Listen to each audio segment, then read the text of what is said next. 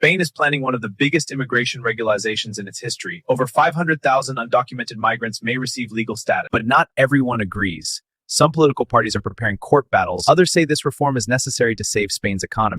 So today we will break down what the government factually is challenging it, why they are opposing it, how the government passed it using a decree, and most importantly, the Spanish government has approved a mass regularization for immigrants, simplifying the process for long residents. But what did they actually do?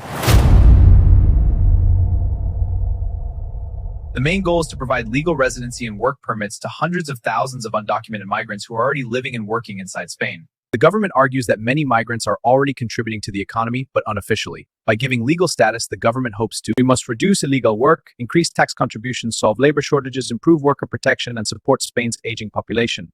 Spain has one of the lowest birth rates in Europe, and industries like agriculture, hospitality, and caregiving heavily depend on migrant workers. Not all political groups support this plan. The strongest opposition is coming from Vox, the Popular Party, and some regional governments. These groups are preparing legal challenges against the reform. Vox has been the most aggressive and has announced plans to challenge the reform in Spain's higher courts. Some regional governments, especially in areas facing housing shortages and migration pressure, are also studying legal appeals.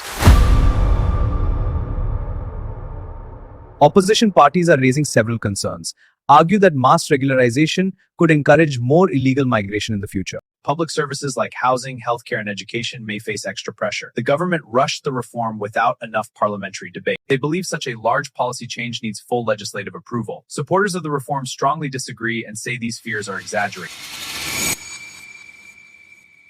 Here is where things become very interesting. The Spanish government used something called a royal decree law.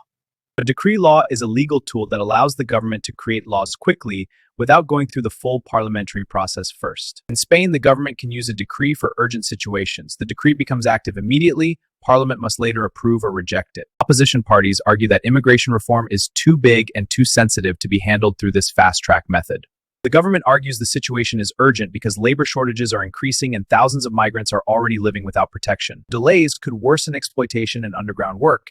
This disagreement is one of the main reasons legal challenges are happening. Supporters believe this reform could bring major benefits: stronger economy, legal workers pay taxes and social security contributions, protection against exploitation. Undocumented workers often accept unsafe or unfair working conditions, labor market stability. Industries struggling to find workers may finally get legal employees. Spain faces serious aging population challenges. We need better population balance to sustain our future. Critics warn about possible risks. Housing pressure. More legal residents could increase demand for already limited housing. Public service overload. Healthcare, education, and local services may face higher demand. Immigration reforms often create strong political divisions. Possible migration pull factor. Some believe regularizations may encourage more migrants to attempt entering Spain irregularly.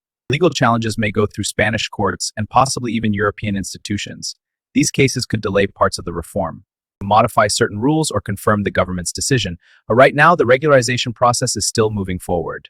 Spain is standing at a historic moment in immigration policy. Some see it as economic necessity and humanitarian progress.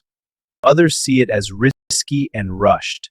The final outcome will not only shape migrants' lives, it could also redefine Spain's social and economic future.